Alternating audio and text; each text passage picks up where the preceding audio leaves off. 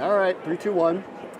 Welcome back to continuing coverage from Super Bowl 60. Bram Weinstein with Roman Gabriel III, son of the former MVP, Roman Gabriel, and part of the Sold Out Youth Foundation. Yes, Roman, it's sir. great to see you. Hey, great to see you again. Yeah. Great to be back at Super Bowl. This is year 33 for me, and Wow. every year it gets bigger and better. It's amazing what the NFL's done, amazing what these communities do to prepare for this all week long. Yeah. So great to be with you guys, always. Yeah.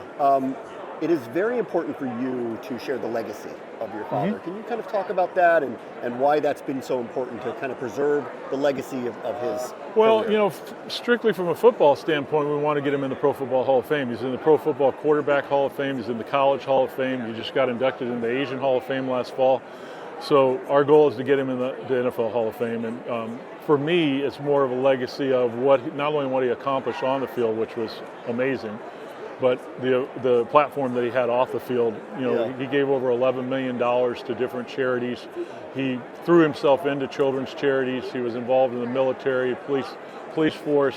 He taught me at a really young age about the importance of giving back, the importance of platform. So, you know, this year he got to the top 30 of the Hall of Fame. You know, he was the first Filipino really football player in the NFL, star football player. So we want to get him in there, obviously. But for me, it's a legacy carrying on what he did off the field with our foundation and helping kids. And fortunately, my wife and I have been at this since 1997 in public school education for drug and alcohol prevention. And coming to the Super Bowl is just a marriage of being able to have people remember his legacy, but more importantly, that his legacy carries on through me. I'm really blessed that my dad and I had football in common. I played a couple years of professional football, and the only reason I did was I wanted to be just like him when I was 8 years old.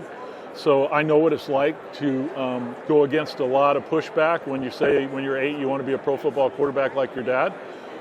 So all of that training in life has prepared me for real life, you know, and for what we deal with every day is in family and business and everything else we do. So perseverance and hard work and dedication and, of course, no quitting, no excuses was what he was all about. So that's what we're telling kids today, that if you really want something bad enough, then you're going to do the work and you're going to do what it takes because nothing good comes easy. Tell me about the foundation. We're really excited.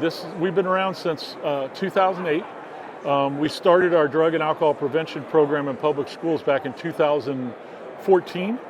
And we just joined with one of the largest other organizations for fentanyl education, Tucker's Project out of Texas.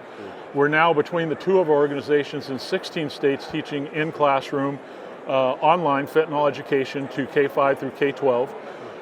Her organization, who I'm partnered with, has gotten the legislation for mandatory fentanyl education in 9 states.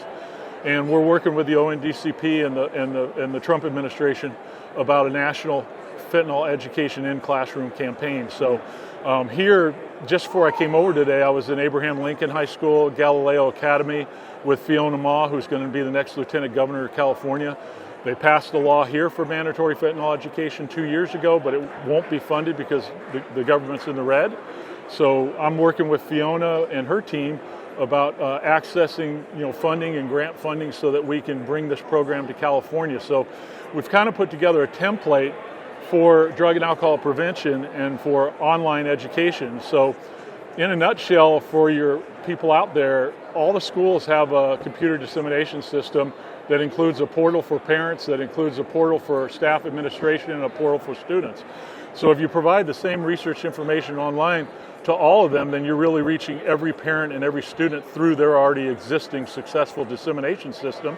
And of course, they're tied to the health department, they're tied to the SRO programs, they're tied to the Attorney General, they're tied to caseworkers, social workers. So really you're using the school to put it out to the entire community. Yeah. How did you pick this cause, drug and alcohol prevention? Family. I come from a family of genetic alcoholism.